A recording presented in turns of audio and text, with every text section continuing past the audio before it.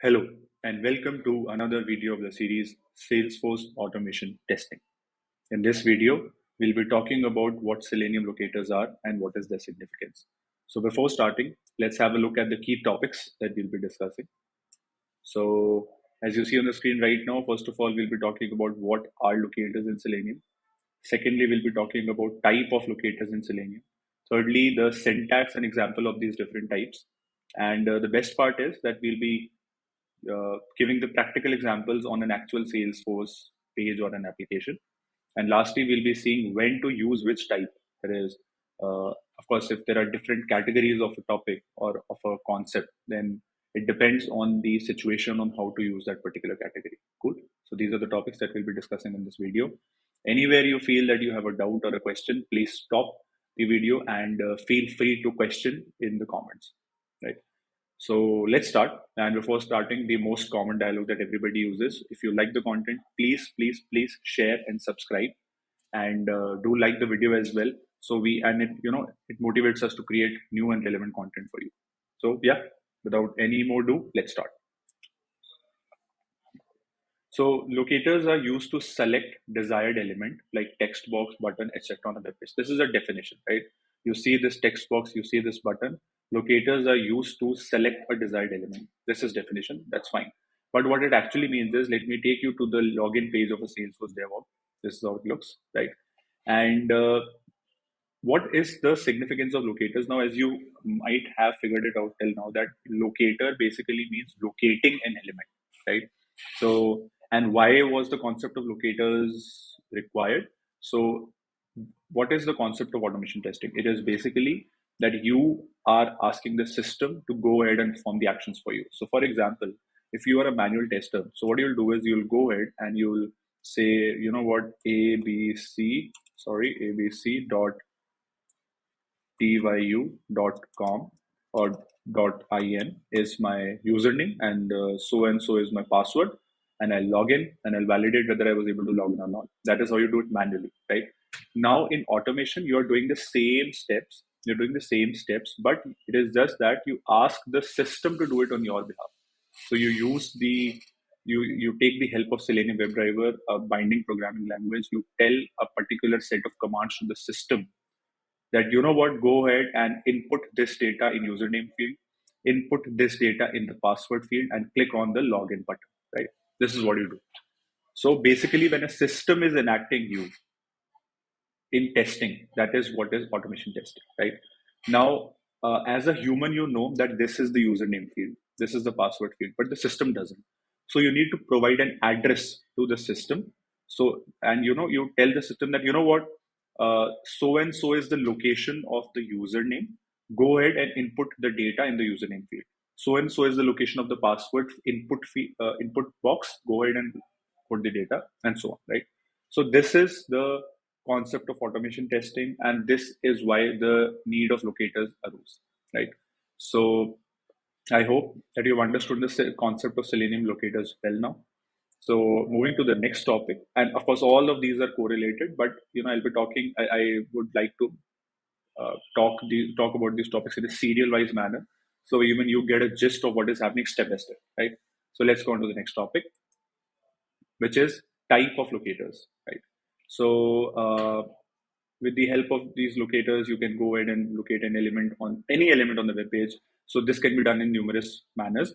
But before discussing the type, I would like to first talk about understanding the DOM syntax, right? So what is DOM?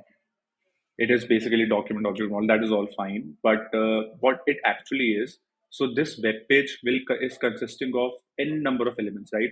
All these elements are having different fonts, different color, different functionalities. I mean, the button is different, an input box is different, a URL is different, right? So you see these elements on the web page and arranged in a very beautiful manner, which resonates to the UI UX, right? But there is a code behind it, which is actually signifying all these elements. And how do you access it? You simply go to any web page, you right click, and you go and click on inspect. That's it. And you get this crazy looking, or this black screen looking code, which will have numerous elements, numerous nestings. Nestings is that one into the other, then you have another, and similarly, right? So this is how this DOM works. So this entire thing taken together is basically termed as DOM, right? And this DOM contains the address of all these elements on the web page. And from herein you create the locators, because locators are basically the address of web elements. Cool. So in very simple terms, what are locators? If somebody asks you, locators are address of a web element on a web page. That's all. And DOM has all the data, has all the addresses. Of course, this particular code consists the address to all the elements. Now, let's suppose if you want to identify the username input field, so you need to give a specific address which is very unique to this this element, right? And that is wherein we use Selenium locators. Cool. So that is, I hope that you understood the Selenium concept of Selenium locators, the concept of DOM, and now let's talk about the different types of locators. So with the help of locators, you can of course locate an element, but it can be done in numerous ways. It can be done using an ID, it can be done using a name tag, it can be done using a link text, partial link, CSS selector, and an X bar. I know it can be overwhelming to listen to these things, but just hear it for now, and we'll be discussing all these in detail.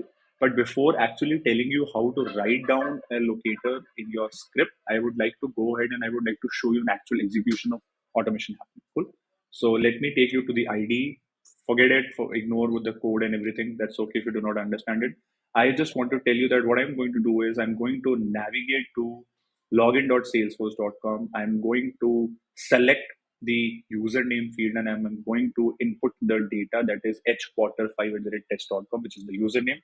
And I am not going to do any of this manually. I'm just going to click a button, or rather run it, and this will be done in front of you automatically using automation. So first of all, let's see that happening. Locators and everything is provided here. How to create them, that's fine, but I want to give you a feel of how actually automation looks like. So let's start.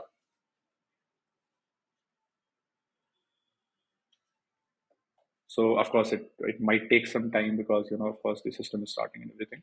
But let's wait for 1 or 2 seconds. Now let me show you this browser because it has opened my another screen. So the Chrome browser opened up. It took you to login.salesforce.com and then it navigates you to the username field.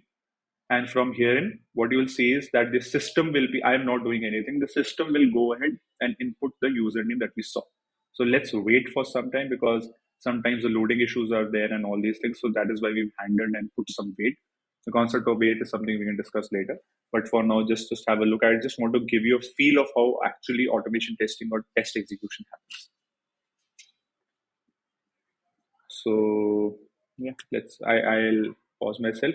See, you have this username input into the username field, and your execution has happened because you just ask your system to navigate to the URL to select the username field using this locator, using ID locator, and then you asked it to input this data. So that is what it has done, and then you asked it to stop, right?